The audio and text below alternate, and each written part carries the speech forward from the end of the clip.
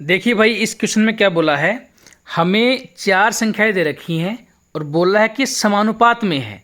और उसके बाद में बोला है कि हमारे पास में दो संख्याएं हैं, एक तो 26 माइनस एक्स है और एक 52 माइनस है भाई, यहाँ पे 52 माइनस एक्स है, और उसका तृतीय समानुपात पूछा है। तो देखिए, कभी भी ऐसे क्वेश्चन को देख के घबराना नहीं है, ना ही आपको कभी फॉर्मूला याद करना है। आप सिंपल सी एक बात समझ लीजिए, जैसे कितनी संख्याएं हों, जैसे मान लीजिए यहाँ पर क्या बोला है, चार संख्याएं हैं, तो यहाँ पर चार संख्याएं मान लो ए बी सी और डी।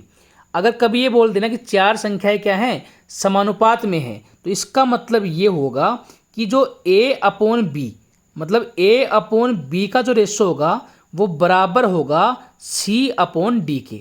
ठीक है, इतनी बात गांठ बांध लीजिए, ये हमेशा की हमेशा क्या होंगे, समानुपात में होंगे।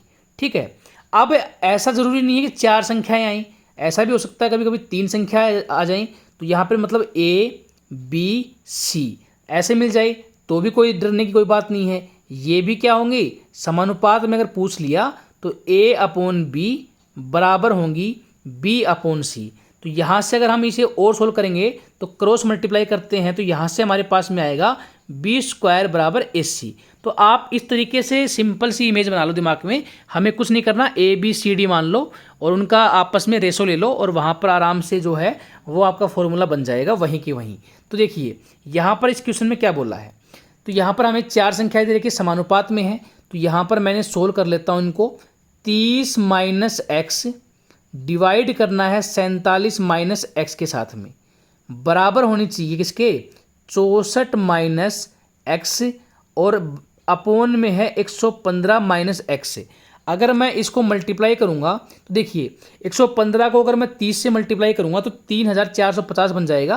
तो 3450 तो आ गया भाई ये, माइनस का 30x माइनस का 115x और यहाँ पर माइनस माइनस प्लस, तो प्लस का एक्स स्क्वायर। ठीक है, तो मैं इसको थोड़ा सा कर देता हूँ जिससे लिखने में आसानी हो जाए, प्लस का एक्स स्क्वायर। ठीक है, ये जो है ये किसके बराबर होगा, ये बराबर होगा भाई 47 को 64 से मल्टीप्लाई करेंगे तो हमारे पास में आएगा 3008। ठीक है, तो यहाँ से अगर मैं मल्टीप्लाई करूँगा 47x आ जाएगा पूरा प्रॉपर, यहाँ पर आ जाएगा 64x और यहाँ पर वही एक्स स्क्वायर। तो यहाँ पर एक अच्छी बात यह है कि एक्स स्क्वायर से एक्स स्क्वायर कट जाएगा, आपस में आप इंटरचेंज करोगे। तो यहाँ पर इसको सोल्व करना, आप सोल्व करोगे तो आपके पास में x की वैल्यू आएगी 13।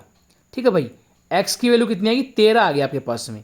अब एक बात समझिएगा, x की वैल्यू 13 आ चुकी है। अब हमने पूछा क्या है, हमसे बोला है कि जो 26 माइनस एक्स है और 52 माइनस एक्स है, ये 52 माइनस एक्स। ठीक है, ये भी क्या है, ये तृतीय समानुपाती ज्ञात करना है इसका, मतलब तीन संख्याएं हैं ए बी सी, तो ए की जगह तो क्या है, तो भाई ए की जगह तो है 26 माइनस एक्स, बी की जगह क्या है 52 माइनस एक्स और सी की जगह मान लीजिए सी मान लेते हैं। अभी अभी हमने किया था ए अपॉन बी बराबर बी अपॉन सी, तो यहाँ से हमें एक चीज़ समझ में आई थी कि बी स्क्वायर बराबर ए सी।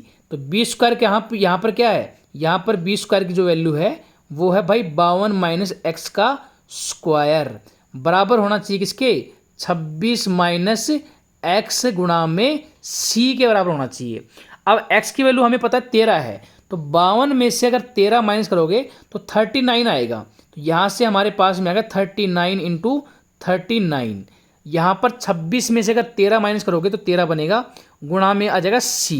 तो यहाँ से अगर काटोगे तो 13 3 39, अब 39 को 3 से मल्टीप्लाई करोगे तो 117 आ जाएगा। तो c जो है ना उसकी वैल्यू आ गई 117, तो 117 इज़ द राइट आंसर। तो यहाँ से आप इस तरीके से इजीली कर सकते हो। तो भाई thank you so much, have a nice day.